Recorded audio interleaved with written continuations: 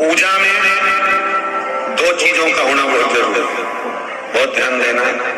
एक जब कोई भी विद्वान ब्राह्मण आपके घर में पूजन कराने आते हैं, कोई भी विद्वान ब्राह्मण जब आपके घर में पूजन करते हैं, सबसे पहले दीप प्रज्वलित करते हैं। क्या प्रज्वलित करते हैं?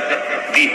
आप भगवान के मंदिर में जब पूजन करें, आप जब अपने घर में भगवान की जब पूजन करें तो आप स्तुति, पाठ, मंत्र, साधना, जप, अनुष्ठान सब बाद में सबसे पहले एक दीप प्रज्वलित करें।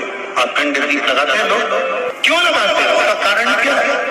ये अखंड दिया जब तक पूजन होती है तब तक जलता है, हम पाठ करते हैं जब तक दिया जलता है, हम अनुष्ठान करते हैं जब तक दिया जलता है। इस अखंड दिए का मतलब क्या है? इस दीप की महत्वता पद्म पुराण कहती है, महाराज उस दिए को जलाने का केवल एक कारण होता है, चाहे ब्राह्मण हो चाहे यजमान हो, दोनों के बोलने में अगर कोई त्रुटि हो गई हो, दोनों के बोलने में कुछ गलती हो गई हो, तो शंकर भगवान का अर्थात जो दीप प्रकट करा है, इसमें, इस ज्योति में, इस दीप में, इस अग्नि में वो बल होता है कि सारी त्रुटियों को समाप्त कर देता है, सारे देवताओं को एकत्रित कर देता है। उस दीप में वो बल प्राप्त होता है, उस दीप में वो बल होता है कि सारे 33 कोटि देवता उस समय पर मात्र दीप प्रज्वलित करते से सम्मुख में आकर खड़े हो जाते।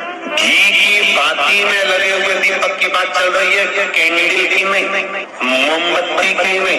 दिए में घी होता है, बाती होती है, भरा हुआ, कैसा होता है? भरा हुआ होता है और उसमें गहराई होती है। जो दिया जब जलते जलते जलते जलते जलते जलते घी समाप्त हो जाता है, दिया खाली हो जाता है, लोगों को लगता है कि दीप खाली हो गया, पर अग्नि पुराण कहती है कि वो दीप खाली नहीं हुआ है। जिस देवता के नाम से तुमने दिया लगाया था, उस देवता ने तुम्हारे घी को स्वीकार करा, बाती को स्वीकार करा, और जितना बड़ा जितना घी उस दिए में डाला था, भगवान उस देवता ने उतनी ही झोली दिए के बराबर हमारे खुशियों से भर दिया। जिस देवता का लगा, दो चीजों में अंतर समझ लेना कि हिंदू धर्म में दिया लगाना क्यों जरूरी होता है, मोमबत्ती नहीं। मोमबत्ती दूसरे धर्म में लगती है, हिंदू धर्म में दिया इसलिए लगाया जाता है कि दिया घी का जलते जलते जलते जलते जब आखिरी में खाली हो जाएगा, तुम्हें लगेगा खाली हो गया, और जो दिया देवता के सामने रखा है तुम्हें खाली दिख रहा है, और वो देवता ने तेरी कामना से, तेरी बुद्धि से, तेरे चित्त से जो बात निकली है कि भगवान मुझे क्या चाहिए, वो जलते जलते जब खाली हो जाएगा, तब वो भगवान के आशीर्वाद से जो तुमने मांगा है वापस भरा जाएगा। पूजन में दीपक होना बहुत जरूरी है।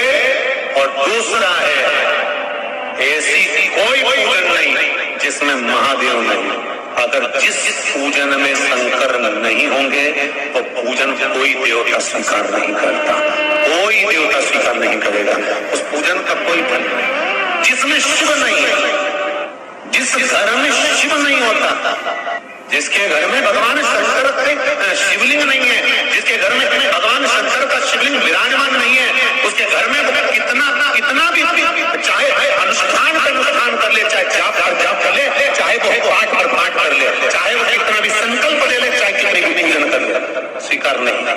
राम के बिना शंकर नहीं, शंकर के बिना राम नहीं, कृष्ण के बिना शंकर नहीं, और शंकर के बिना कृष्ण नहीं।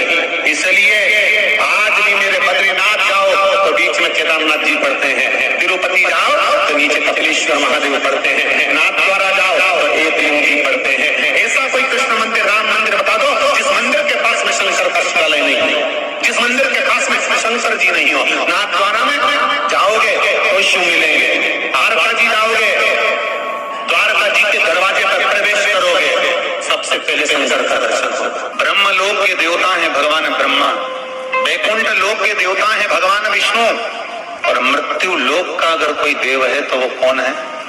मृत्यु लोक का देवता है भगवान शंकर।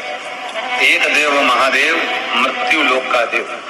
वैकुंठ के देव हैं भगवान नारायण, ब्रह्म लोक के देवता हैं ब्रह्मा, इंद्रलोक में इंद्र जी विराजमान है। सारे देवता अपनी अपनी जगह पर विराजमान हैं, पर कोई देव है तो वो महादेव है। पर आज के जमाने में लोगों ने थोड़ा सा महादेव को कोई कह देता है शंकर जी की मूर्ति घर में मत रखो, कोई के शंकर जी को ऐसा मत करो, कोई के शंकर जी को ऐसे मत पूछो, कोई के शंकर जी को ऐसे मत भजो। अरे शिव महापुराण कह रही है मृत्यु लोक का अगर कोई देव है तो वो शंकर है। आज दुनिया के लोग भले राम को भजे, कृष्ण को भजे, भवानी को भजे, मर्जी पड़े उस देवता को भजो, मना नहीं होता है। बहुओं की आदत होती है, सास को कम प्रणाम करती है, पड़ोसन को ज्यादा करती है, बस आदत दुनिया की रीत है साहब।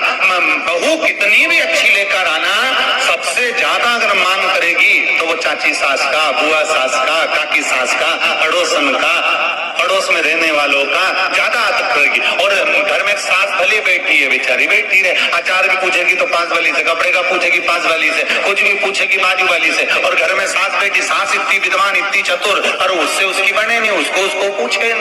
तो सास को क्या पड़ी, सास को पड़ी की नहीं पड़ी, कुछ पड़ी क्या? सास फिर भी अलमस्त रहती है, खूब खाती पीती आनंद करती। सास को कोई टेंशन नहीं कि मेरी बहू मुझे प्रणाम करे ना करे। क्यों रहती है सास मस्ती में? क्योंकि सास को मालूम है तू पड़ोसन के कितने भी पांव पड़ ले, या पड़ोस वाली के कितने भी रसगुल्ला खिला दे, पर हिस्सा तो मैं ही दूंगी ना, तब देखूंगी तेरे को, आ बेटा।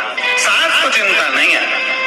उसी तरह लोग कहे हम राम जी को भजते हैं, हम शंकर जी का प्रसाद नहीं लेते। कई जगह पर हम कथा करने जाते कि हम शंकर जी की कथा में नहीं जाते साहब, ऐसा बोल देते हैं हम शंकर जी का प्रसाद नहीं लेते। क्यों? हमने पूछा क्यों? तो क्या हम उस पंथ से जुड़े हुए हैं। कोई कहता है हम उस पंथ से जुड़े हुए हैं, हम उस संप्रदाय से जुड़े हुए हैं, हम उस संप्रदाय से जुड़े हुए हैं, इसलिए हम शिव का प्रसाद नहीं लेते, हम शंकर को नहीं मानते। तो हम भी कह देते हैं तुम किसी का कितना भी भजन कर लो, शंकर भगवान तो कहते हैं तू राम भज ले, कृष्ण भज ले, तेरी मर्जी पड़े उसका भजन कर ले। मेरे ससुर ने तो मुझे श्राप दिया था, दक्ष प्रजापति ने भगवान शंकर को श्राप दिया था, हे शिव मैं तुझे श्राप देता हूँ कि तू शमशान में निवास करेगा। तो शंकर भगवान कहते हैं भले तू जीते जी भजन कर, मेरा मत कर, मरने के बाद शमशान आएगा तब निपटूंगा तेरे। मरने के बाद तो कहीं जाएगा क्या?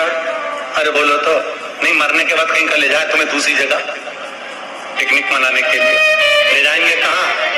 शमशान। और भगवान शंकर वहीं रहते हैं, इसीलिए तो उसका नाम शमशान है। शमशान का मतलब आप जानते हो, जहाँ सबकी शान सम है उसी का नाम शमशान है। अमीर भी जाए तो पास पर, गरीब भी जाए तो पास पर, अमीर भी जाए तो सफेद कपड़े में और गरीब भी जाए तो सफेद कपड़े में, अच्छे से अच्छा पैसे वाला भी सफेद कपड़े में जाता है, अच्छे से अच्छा डल्ला पे सोने वाला भी बांस पर जाता है। जहाँ सबकी शान सम होती है उसी का नाम शमशान होता है। वहाँ कोई अमीर नहीं, कोई गरीब नहीं, वहाँ सबकी शान सम है, इसीलिए उसका नाम शमशान।